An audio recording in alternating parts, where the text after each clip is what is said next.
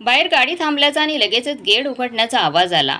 तो ऐकून मेधा म्हणाली, महेश भाऊजी आणि हेमा वहिनी आल्या वाटतं. हो मग, जेवणाची वेळ झाली ना. अलकाने पोळी लाटता लाटता टोमणा मारला. तशा दोघीही हसल्या. या बाळकाकांनी महेश आणि हेमाचं स्वागत केलं. बाळकाकांसोबत रमेश काकाही बसले होते. महेश हेमाने दोघांना वाकून नमस्कार केला. हेमा पाय धुण्यासाठी आत निघून गेली. का रे दोघंच, मुलं कुठे आहेत? बाळकाकांनी विचारलं. कल्पेश तर अमेरिकेत आहे आणि हर्षा घरी आहे. आज तिच्या क्लासमध्ये परीक्षा आहे म्हणून आली नाही आहे. महेश धडधडीत खोटं बोलला. खरं तर हर्षाला असे धार्मिक कार्यक्रम आवडायचे नाहीत म्हणून ती आली नव्हती. पण तसं सांगणं महेशला बरं वाटलं नाही. आता कसली परीक्षा?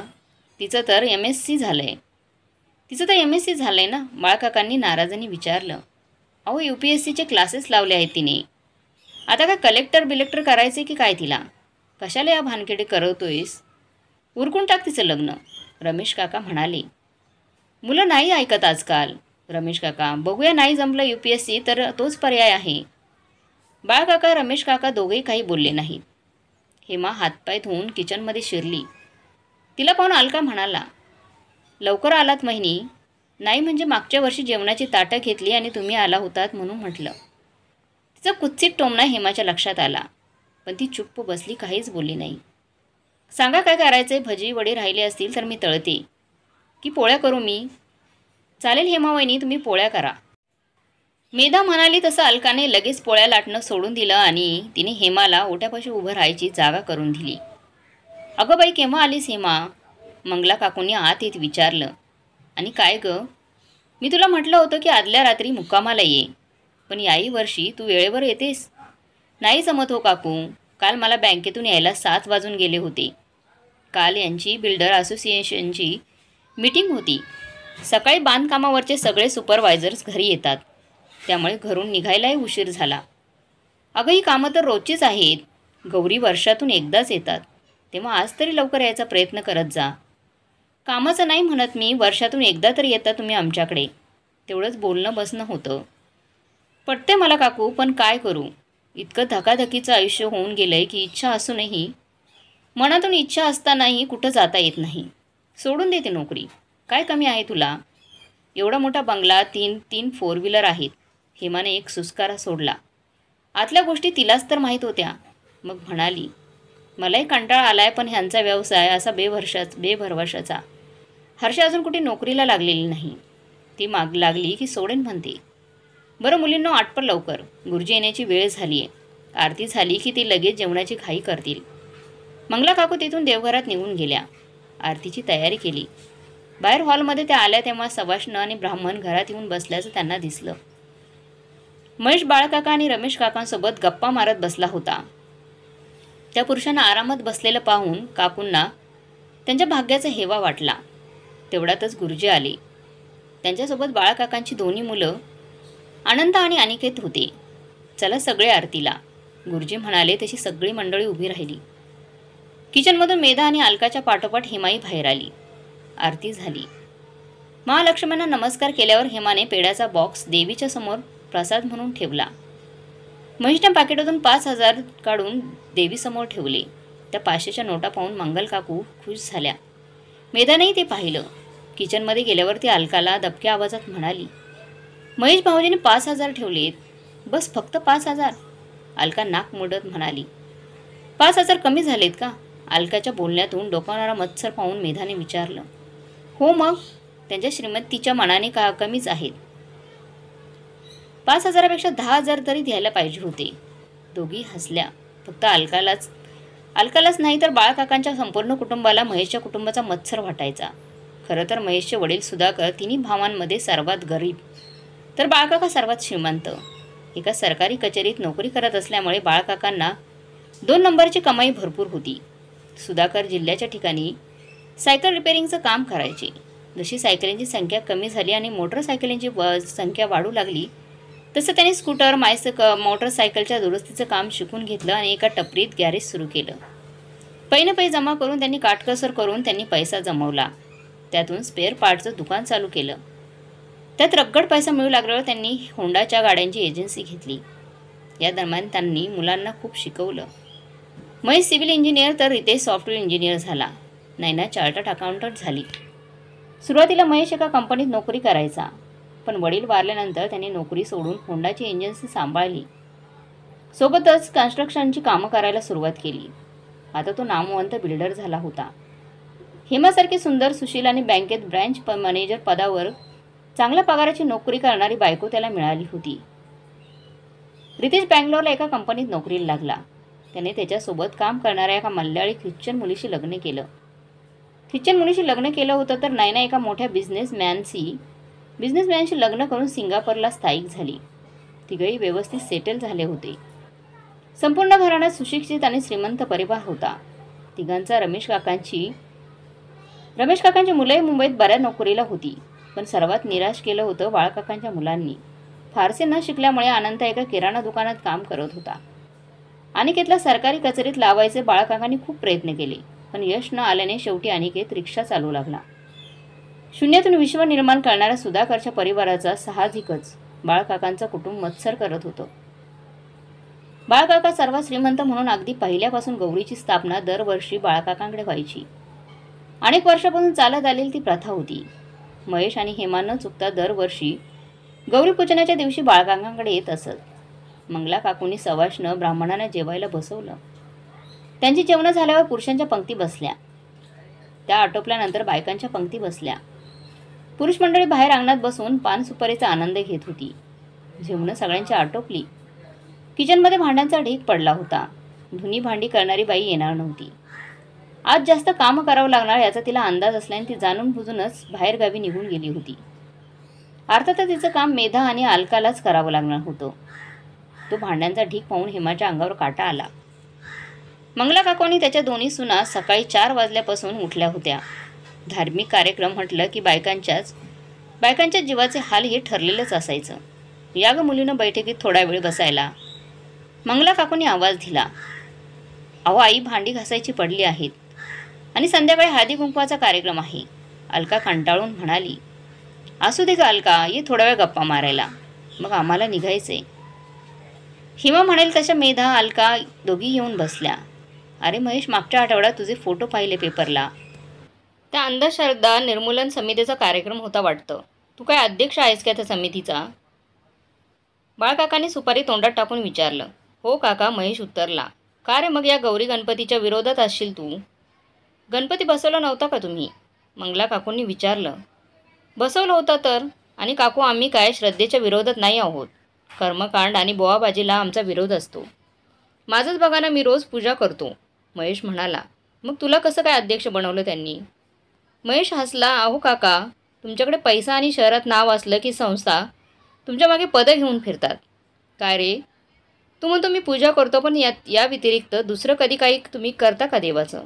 अरे, असं काही धार्मिक कार्य केलं की घरात लक्ष्मी नांदते, शांतता नांदते, मन समाधानी राहतं.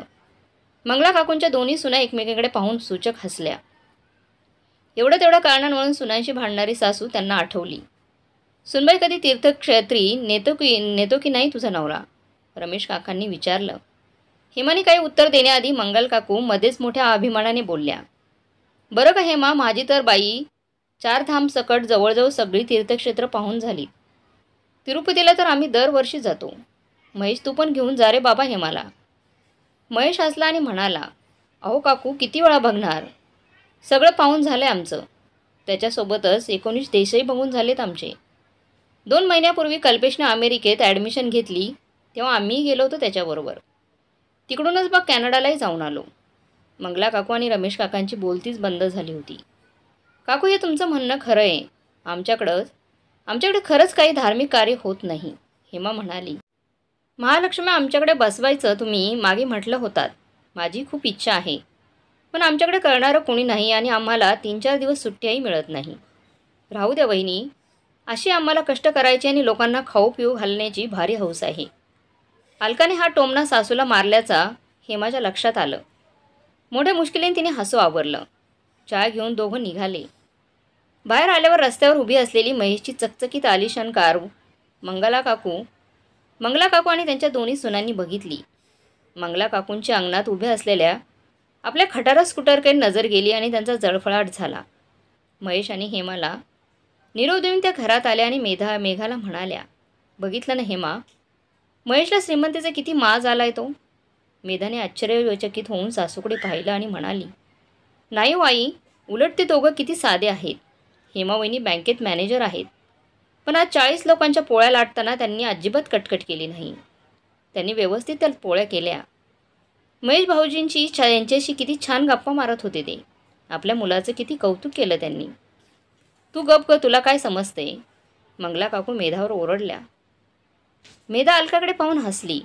खरं तर अलकासुद्धा महेश हेमाबद्दल असूयाच वाटायची. ती दोघं आली की अलकावर त्यांचं मोठेपणाचं आणि श्रीमंतीचं एक दडपण यायचं आणि तिच्या तोंडून त्यांच्याबद्दल कायमच कडवट शब्द निघून जायचे. मंगला काकूंनी बाळाकाकांकडे पाहिलं. तेही कसल्या तरी विचारात गढून गेले होते.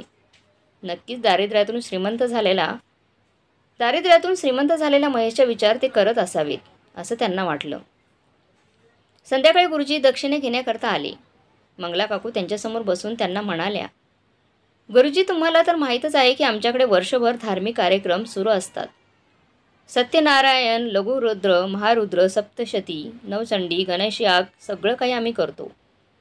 आईवडिलांचं श्राद्धही नियमाने करतो. ब्राह्मणांना जेवू घालतो, दानधर्म करतो.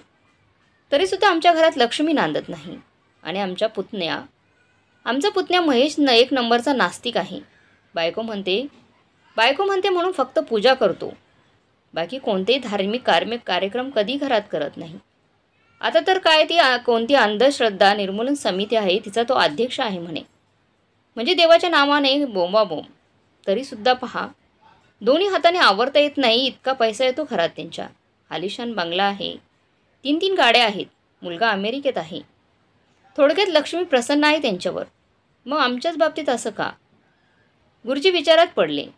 बाळकाकांच्या तरुणपणापासून ते या घराचे पुरोहित होते. सगळ्यात गरीब असलेला सुधाकर त्यांनी श्रीमंत झालेला पाहिलं होतं. तसंच सर्वात श्रीमंत असलेला बाळ गरीब परिस्थितीत पोचल्याचं त्यांनी पाहिलं होतं. काळाचा महिमा एवढंच त्यांच्याकडे उत्तर होतं. खाऊन पिऊन तर सुखी आहात ना तुम्ही, कसंबसं त्यांनी उत्तर दिलं. हे माझ्या प्रश्नाचं उत्तर नाही आहे गुरुजी. अहो, मी स्वतः इतकी उपास करते. माझी मुलं सुनासुद्धा कोणतीही व्रतवाक्य करायला मागे पुढे पाहत नाही. मग तो देव कुठे लपून बसलाय का आमच्याकडे तो पाहत नाही. मी इतका ज्ञानी नाही आहे. मला वाटतं घरात काहीतरी दोष असावा. एकदा तुमच्या सगळ्यांच्या पत्रिकाही बघितल्या पाहिजेत. अहो, त्याच घरात आम्ही श्रीमंत होतो आणि याच घरात गरीब झालो. वासुदोष तरी कसा मानावा. बरोबर, मला वाटतं हा प्रश्न तुम्ही तुमच्या गुरूंना विचारायला हवा. त्यांच्याकडे एकदा जाऊन या, तेच तुम्हाला योग्य मार्गदर्शन करतील. मंगला काकूंचं समाधान झालं नाही, पण आशेचा किरण कुठेतरी जागृत झाला होता. 15 दिवसांनी गुरुच आमच्याकडे येणार आहेत, बाळकाका म्हणाले. मग तर सोन्याहून पिवळं. बरं, मी निघू आता. दक्षिणे घेऊन ते निघून गेले. इकडे महेश आणि हेमा घरी पोहोचल्यावर हेमा महेशला म्हणाली, बघितलं ना किती छान वातावरण आहे मंगला काकूंकडं. दोघं भाऊ जावं किती मिळून मिसळून राहतात. गरीब आहेत पण समाधानी आहेत. घराला घर पण आहे. किती छान वाटतं अशा गोकुळात राहायला. नाहीतर आपलं घर इनमीन 3 माणसं, पण तिघांच्या 3 तऱ्हा. कुणी कोणाशी बोलत नाही. तुमचा तो भाऊ ख्रिश्चन मुलीशी लग्न करून जणू स्वतःच ख्रिश्चन झालाय. भावा बहिणींचं, आपल्या सणावारांचं त्याला सोयरसुतक नाही. ती बहीणही तशीच. सिंगापूरला राहते तर तिला भारतात आपला भाऊ राहतो याचा जणू विसरच पडलाय. त्यांना काय दोष द्यायचा. ती आपली मुलगी बघा, खोलीत जाऊन मोबाईलवर गेम खेळत बसली. काय आहे तिला सोयरसुतक गौरी गणपतीचं, सणावाराचं. ती तरी काय करेल म्हणा. बापच अंधश्रद्धा निर्मूलन समितीत आहे म्हटल्यावर देव वगैरे तिला अंधश्रद्धाच वाटणार. अगं हेमा, मी काही नास्तिक माणूस नाही आहे. हो, नास्तिक नसला तरी अशी धार्मिक कार्य तुम्हाला कर्मकांडच वाटणार. आपण असं देवाचं काही करत नाही म्हणून तर सारखे काही ना काही प्रॉब्लेम सुरू असतात आपल्याकडे. एवढं मोठं अपार्टमेंट बांधून ठेवलं आहे 3 कोटीचं कर्ज करून. एक फ्लॅट अजून बुक झालेलं नाही आहे. गेल्या 3 महिन्यात एक 2 व्हीलर विकली गेली नाही आहे असं तुम्हीच मला परवा सांगितलं. स्टाफचा पगार देता आला नाही आहे तुम्हाला. मान्य आहे, मला धंद्यात चढउतार सुरूच असतात. पण गेले कित्येक वर्षात माझे प्रमोशन झालेलं नाही आहे. मुलगी अशी ना धड अभ्यास करते ना नोकरीला लागत. लग्नालाही तयार होत नाही आहे. मुलगा तर अमेरिकेत काय दिवे लावतो देव जाणे. सगळं कसं टेन्शन. होईल हेमा सगळं व्यवस्थित, महेश तिला समजावत म्हणाला. माझी स्वामी समर्थांवर श्रद्धा आहे. पण आता मी स्वामी काहीतरी करतील याची वाट बघणार नाही आहे. मंगला काकूंचा कोणी ज्योतिष आहे त्याचा सल्ला घेऊन तू जे कार्य करायला लावेल ते करणार आहे. भले मग तुम्ही त्याला अंधश्रद्धा का म्हणालात? ठीक आहे, कर, तुला जे हवं ते झालं समाधान. तुम्ही ज्या दिवशी ही तुमची अंधश्रद्धा निर्मूलन समिती सोडाल ना त्याच दिवशी मला समाधान मिळेल, हेमा म्हणाली आणि रागारागाने आत निघून गेली. श्राद्ध पक्ष सुरू झाला तसे हेमाने महेशच्या विरोधाला न जमता महेशच्या आईवडिलांचं श्राद्ध गुरुजींना बोलावून करून घेतलं. दरवर्षी श्राद्धाची पूजा न करता महेश फक्त भिकाऱ्यांना जेवण द्यायचा. याउलट महेशच्या उत्कर्षामुळे जळफळाट झालेल्या मंगल काकूंनी यावेळी घरच्या घरी श्राद्ध उरकलं. गुरुजींना सुद्धा त्यांनी बोलवलं नाही. दरवर्षीप्रमाणे 5 ब्राह्मणांना जेवण देणंही त्यांनी टाळलं. नवरात्र सुरू झाली. मंगल काकूच नव्हे तर अख्ख्या घरादाराचे 9 दिवस उपवास होते. अष्टमीला नेहमीप्रमाणे पूजा झाली. पण नेहमी 20-25 जण जेवायला बोलवायची प्रथेला यावर्षी मंगल काकूंनी फाटा दिला. कबूल केल्याप्रमाणे त्यांचे गुरुजी नाना महाराजही आले. सकाळपासून त्यांच्या दर्शनासाठी भक्तांची रीघ लागली होती. दुपारी जरा निवांत वेळ झाल्यावर मंगला काकू महाराजांसमोर येऊन बसल्या. महाराजांना त्या नानाच म्हणायच्या. नाना, बऱ्याच दिवसापासून मन अस्वस्थ झालंय. तुम्हाला तर माहीतच आहे की आमच्या घरात वर्षभर देवाचे कार्यक्रम सुरू असतात. अनेक वर्ष झाली कधी खंड पडला नाही. अहो, एवढंच नाही तर काल सपळ शांती आणि नारायण नागबळीसुद्धा आम्ही करून घेतली. पण तुम्ही पाहताना आमचं कधीही प्रगती झाली नाही. अधोगतीच झाली म्हणा ना. देवांची आमच्यावर नाराजी का? ते मला जाणून घ्यायचे गुरुजी. कसं आहे काकू, जगातला प्रत्येक जण जन्मतःच स्वतःचं भविष्य घेऊन येत असतो. करोडपतीच्या घरात जन्मलेलं प्रत्येक मूल जन्मतःच करोडपती असतं, तर रस्त्यावरच्या भिकाऱ्याच्या पोटी जन्मलेलं मूल जन्मतःच भिकारी. पुढे आपल्या कर्मांनी किंवा जसं विधिलिखित आहे तसा फरक पडत जातो. पण फार क्वचित वेळा गरिबाचा एकदम श्रीमंत किंवा श्रीमंताचा गरीब होतो. तुमचे दीर सुधाकर यांच्या बाबतीत तसं घडलंय. त्यांची बुद्धिमत्ता, केलेले कष्ट आणि देवानं दिलेल्या संधीचं केलेलं सोनं यामुळे ते गरिबीतून वर आले. त्यांच्या मुलांनीही त्यांना उत्तम साथ दिली. देव अशा संधी सगळ्यांना देतो. तुम्हालाही दिले असतील, आठवा. मंगला काकूंना आठवलं. मोठ्या मुलाला मुंबईत एका चांगल्या कंपनीत नोकरी मिळत होती. पण मुंबईचं धकाधकीचं आयुष्य त्याला आवडत नव्हतं. मुंबईला जाऊन तिथं राहणं त्याला आवडतच नव्हतं, म्हणून त्याने ती नाकारली. आज त्याचा मित्र तिथे मोठा अधिकारी झाला होता आणि त्याला लाखाच्या वर पगार होता. लहान मुलालाही चंद्रपूरला महाराष्ट्र राज्य वीज मंडळात पैसे भरून नोकरी मिळणार होती. पण बाळकाकांना पैसे भरायचे नव्हते. शिवाय गावातल्या सरकारी कचेरीत नोकरी मिळेल असा विश्वास वाटत होता. शेवटी काय झालं, दोन्हीकडे त्याला नोकरी मिळालीच नाही. तसंच देवाचे अनेक कार्यक्रम आपण बघतो. नाना महाराज बोलत होते, त्याने आपलं भाग्य बदलेल अशी आशा ठेवतो. पण ते चुकीचं आहे. अहो, अनेक नास्तिक माणसं उच्च स्थानावर आहेत, कारण त्यांचं विधिलिखित तेच आहे. एकाच तारखेला, एकाच वेळी आणि एकाच हॉस्पिटलमध्ये माझा आणि माझ्या मित्राचा जन्म झाला. आज तो करोडपती आहे आणि मी असा दारोदार भटकत आहे. मी ब्रह्मचारी आहे आणि त्याची 2 लग्न झाली आहेत. ज्योतिषशास्त्राला आव्हान देणारी ही परिस्थिती आहे. आम्ही दोघं कधी भेटलो की मी त्याला म्हणतो की तू किती सुखी आहेस, तुला 2-2 बायका आहेत. तर तो म्हणतो, अरे बाबा, या 2 बायकांमुळे मी हैराण झालो आहे. उलट तू किती सुखी आहेस, तुला एकही बायको नाही. नाना महाराज जोरात हसले. नाही, पण आमचा पुतण्या महेश देवाचं काहीच करत नाही. नास्तिक आहे तो. जवळजवळ नास्तिकच म्हणा ना, तरी तो सुखी आहे, मंगला काकू म्हणाल्या. अहो काकू, समर्थ म्हणून गेले, जगी सर्व सुखी असा कोण आहे? महेशला काहीतरी दुःख असतीलच ना. तो ते सांगत नाही इतकंच. आपण म्हणतो आपल्या देशाचा पंतप्रधान किती सुखी असेल. आलिशान बंगला, गाडी, विमानाशिवाय प्रवास नाही. त्याच्या इशाऱ्यावर नाचणारी माणसं, देशविदेशांचे दौरे, तिथे मिळणारा मान सन्मान. पण त्यांना वैयक्तिक आयुष्य असं काही असतं का? राजकारणात कुणाचं मन दुखवून चालत नाही. त्रास देणाऱ्या सहकाऱ्यांना सुद्धा सांभाळून घ्यावं लागतं. मनमानी करून चालत नाही. विरोधक तुम्हाला खाली खेचायला टपूनच बसलेले असतात. थोडी काही चूक झाली तर लायकी नसलेली माणसंसुद्धा शिव्या द्यायला मागे पुढे पाहत नाहीत. शहाणपणे शिकवायला कमी करत नाहीत. आपल्याला खुर्ची दिसते, मोठ्या लोकांची खुर्ची दिसते, त्यावरचे काटे आपल्याला दिसत नाही. विषय भरकटतोय हे पाहून मंगला काकू घाईघाईने म्हणाल्या, पण मग नाना, आम्ही उपास तापास, गौरी गणपती, नवरात्र, सणवार काही करायचं नाही का? नाही म्हणजे तुम्ही म्हणता तसं विधिलिखितच असेल. तुम्ही म्हणता तसं विधिलिखितच असेल तर हे सर्व करून काय उपयोग? का नाही करायचं? अहो, या सणावारांच्या माध्यमातून तुम्ही समाजातल्या प्रत्येक घटकाला मदत करता. ब्राह्मण, फुलवाला, दुकानदार यांसारखे घटक यावर आपली गुजारणा करतात. करोडांची उलाढाल या सणांवरच होत असते. तेव्हा तुम्ही हे सणवार पाळून प्रत्यक्ष अप्रत्यक्षरित्या तुम्ही त्यांना मदत करण्याचं पुण्यच तर मिळवत आहात. मला वैयक्तिकरित्या काय फायदा होतो? नाना महाराज हसले. काकूंची अस्वस्थता त्यांच्या लक्षात आली. प्रत्येक वेळी आर्थिकच फायदे होतात असं नाही काकू. आज तुम्ही 75 वर्षाच्या, तर काका 83 वर्षांचे आहेत. एक गुडघेदुखी सोडली तर तुम्हाला कोणतेच आजार नाहीत. 2 मुलं, सुना, नातवंड गुण्यागोविंदाने नांदतायत तुमच्याकडे. तुमच्या घराकडे पाहून अनेकांना मत्सर वाटत असेल. हा मुद्दा मात्र बरोबर होता.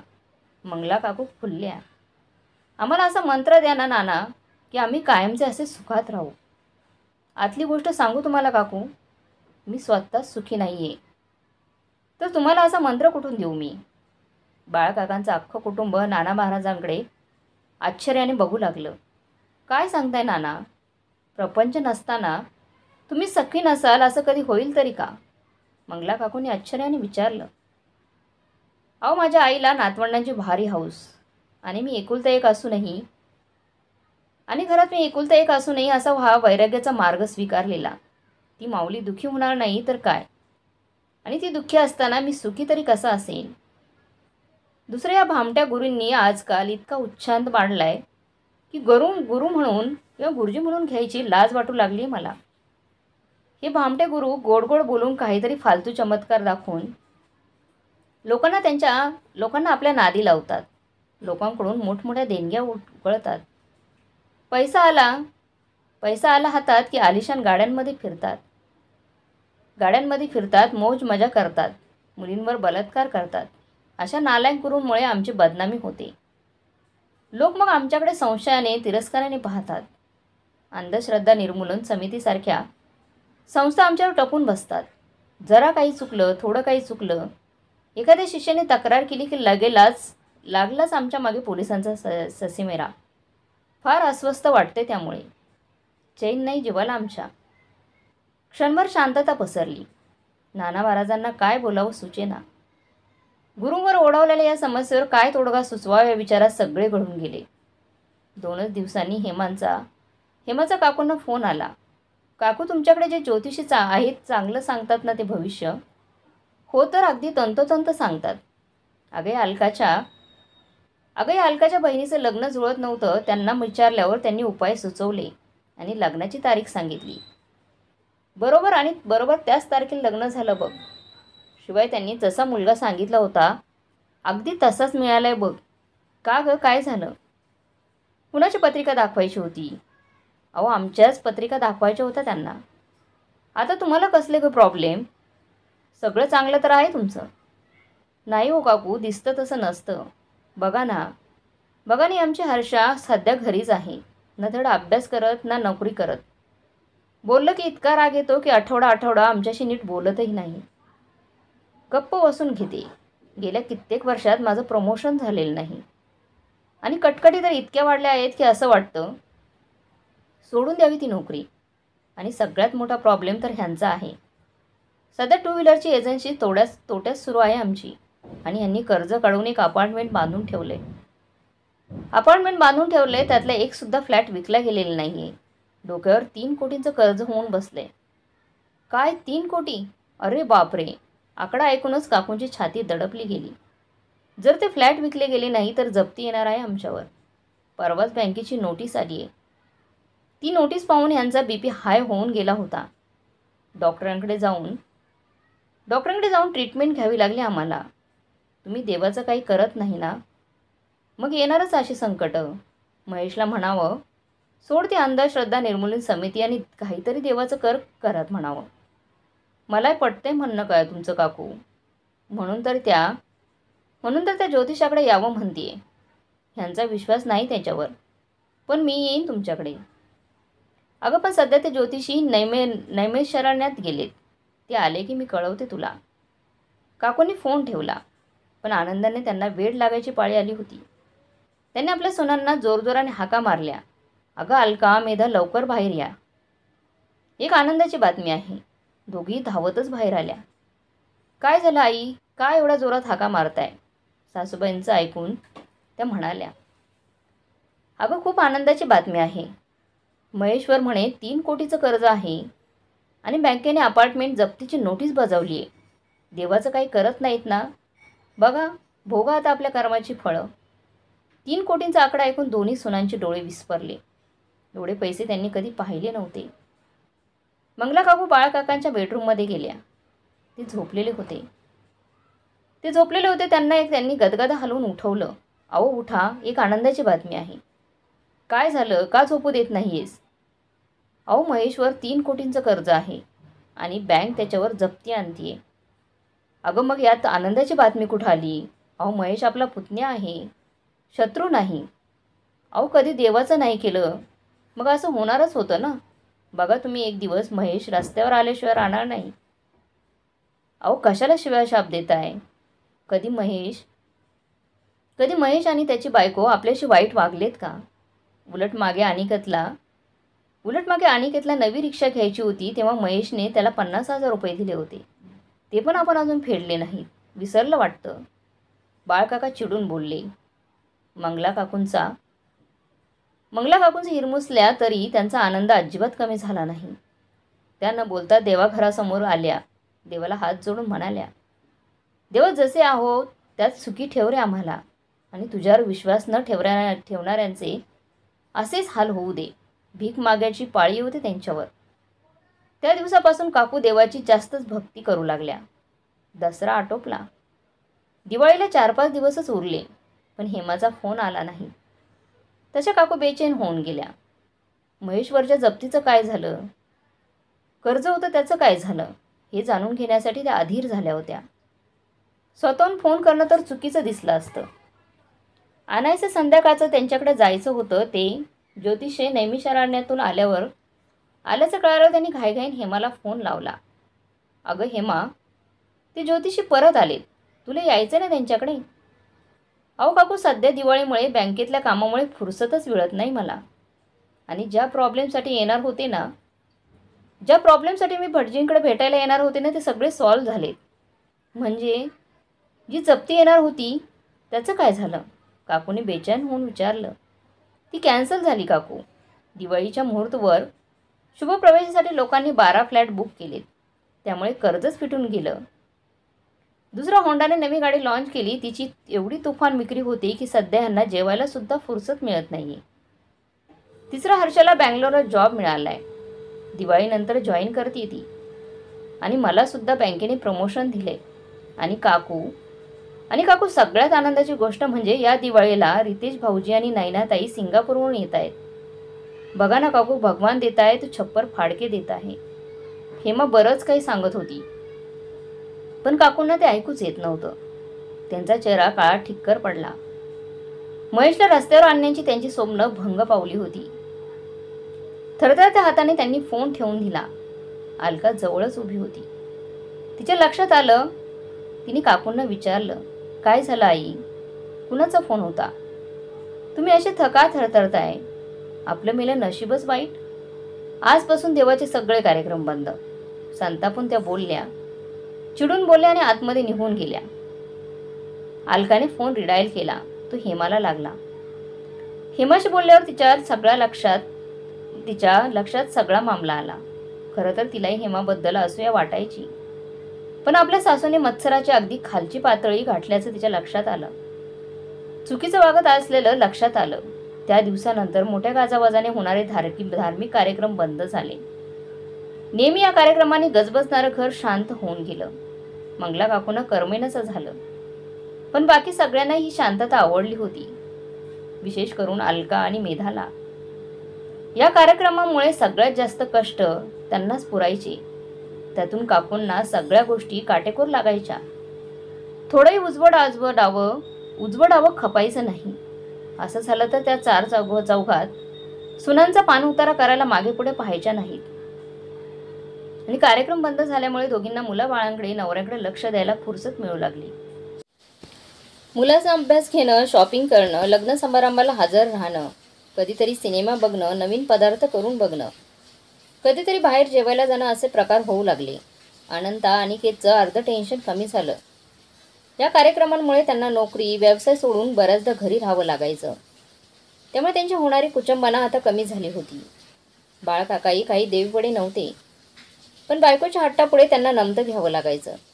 अशा उतार वयात हवी असणारी शांतता आता त्यांना मिळू लागली. एकदा नाना महाराजांच्या आश्रमात एका कार्यक्रमासाठी बाळकाकांच्या सर्व परिवाराला निमंत्रित केलं होतं. अलका आणि मेधा जाणार होत्या, म्हणून त्यांनी मंगला काकूंनाही चालायचा आग्रह केला. काकूंनी तोंड वेडवाकडं केलं आणि म्हणाल्या, इतक्या वर्षापासून आपण नानाला गुरु मानले, काय केलं त्यांनी आपल्यासाठी? गुरु न मानणारे माणसं करोडपती होत आहेत आणि आपण गुरुसेवा करणारे दिवसेंदिवस रसातळाला चाललोय. नुसतं कोडे शाब्दिक उपदेश करतो तो नाना, भक्तांचा काही फायदा करून देत नाही, असं म्हणून त्यांनी यायला ठाम नकार दिला. अलका आणि मेधा आश्रमात गेल्या. कार्यक्रम आटोपल्यावर महाराजांना नमस्कार करताना त्यांनी विचारलं काकू आल्या नाहीत? मेधाने झालेल्या सर्व घटना त्यांना सांगितल्या. महाराज हसून म्हणाले, माणसाच्या मनात श्रद्धा, अंधश्रद्धा, राग, लोभ, मत्सराचे खेळ असे सतत सुरू असतात. मंगला काकूंच्या मनात ते तीव्रतेने सुरू असतात एवढंच. चांगलं काही घडलं की देवाबद्दलची श्रद्धा वाढते आणि वाईट घडलं की ती डळमळीत व्हायला लागते. याचं कारण म्हणजे माणूस देवावरच्या प्रेमापोटी नाही तर स्वतःच्या स्वार्थासाठी देवाची पूजा किंवा तत्सम धार्मिक विधी करत असतो. आता राहिल्याविषयी गुरुबाबांच्या अपेक्षांचा, तर मी सांगेन की आम्ही तुमच्यासारखीच माणसं आहोत. उपासनेने काम, क्रोध, मत्सर, मोह, माया यांच्यासारख्या शत्रूंवर मात करून आम्ही वैरागाच्या कठीण मार्ग अवलंबलेला असतो. म्हणून हे गुरुत्व तुम्ही आम्हाला भाल करता. आम्ही काही देव किंवा जादूगार नाही, तुमचं आयुष्य एका फटक्यात बदलून टाकायला. तुमच्यासारखेच आजार आम्हालाही होतात. तुमच्यासारखंच आम्हालाही एक दिवस हे जग सोडावं लागतं. श्रद्धेची, धर्माची कास धरून तुम्ही राग, लोभ, मत्सरावर विजय मिळवावा. संकट समय आमच्या गुरुमंत्राने तुम्हाला संकटाशी 2 हात करण्याचं सामर्थ्य मिळावं आणि तुमचं आयुष्य सुखाने व्यतीत करावं, यासाठीच आमचे प्रयत्न असतात. दुःखाची गोष्ट ही की ज्ञानेश्वर, नामदेव, तुकाराम यांसारखे महान संतांपासून आपल्याला माणसाला समजावण्याचे प्रयत्न सुरू आहेत. पण अजूनही माणसाच्या मनातले हे खेळ थांबण्यात एक मर्यादा पलीकडे कुणालाच यश मिळालेलं नाही. आता तर सगळी दुनियाच मोहमायी झाली आहे. काकू नक्कीच बदलतील, कारण खेळाचं पारडं झुकायला वेळ लागत नाही. अलका आणि मेधाला मात्र काकूंनी बदलूच नाही असं वाटत होतं.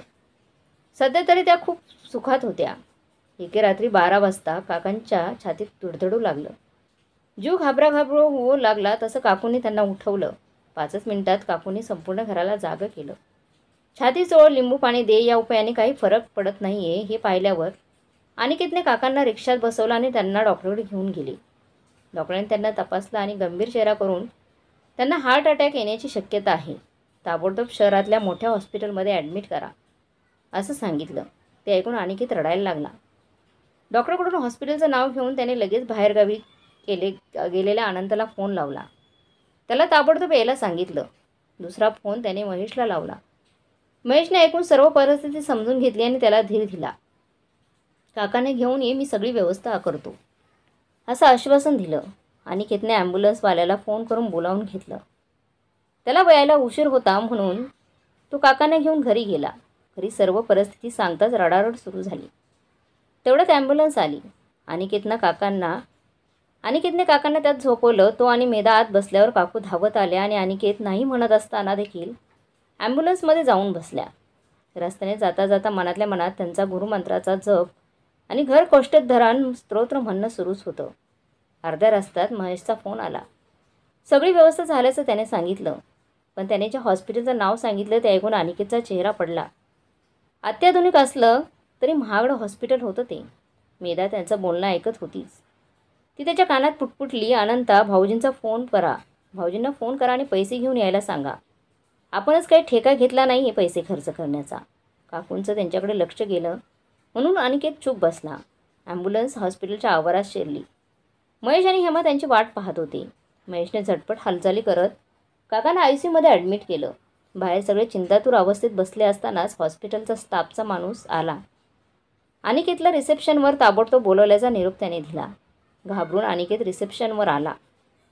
रिसेप्शनिस्टने त्याला 10,000 जमा करायला सांगितले. अनिकेतच्या घशाला कोरड पडली. 5,000 नाही चालणार का? त्याने विचारलं. चालेल, मात्र उरलेले 5,000 उद्या सकाळी जमा करा. अनिकेत खिशातून पैसे काढणार होता तेवढ्याच महेशने पुढे येऊन त्याला थांबवलं. क्रेडिट कार्ड स्वाईप करून त्याने 10,000 भरले देखील. 2 तासांनी डॉक्टर ICUतून बाहेर आले. महेशने तब्येतीचं विचारल्यावर ते म्हणाले, सध्या ते झोपले. त्यांचा जीव घाबरणंही कमी झाले, पण वय बरंच असल्यामुळे अजूनही काही सांगता येत नाही. त्यांना केव्हाही अटॅक येऊ शकतो.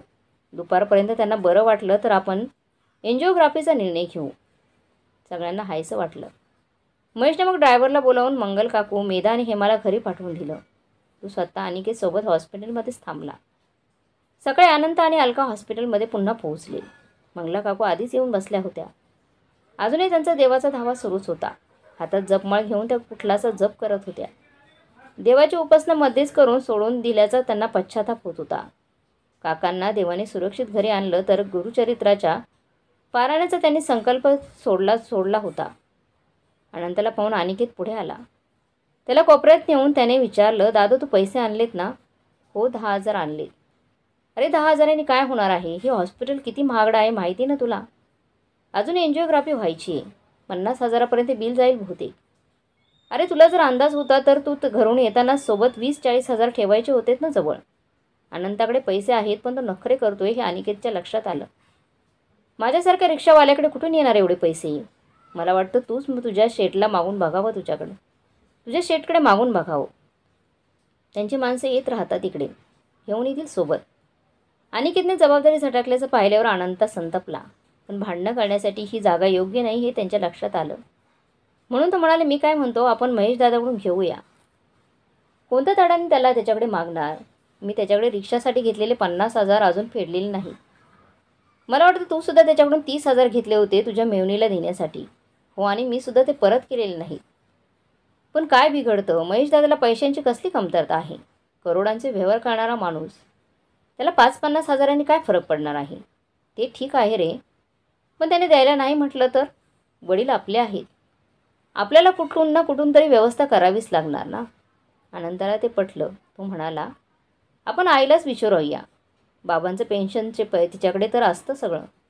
दोघे आईकडे जाऊन म्हणाले, आई पैशांचं काय करायचं आहे? 50,000पर्यंत बिल निघेल. तू आणलेत का नाही? नाही म्हणजे बाबांचं पेन्शन तुझ्याकडेच असतं म्हणून विचारलं. ते ऐकून मंगला काकू संतापल्या.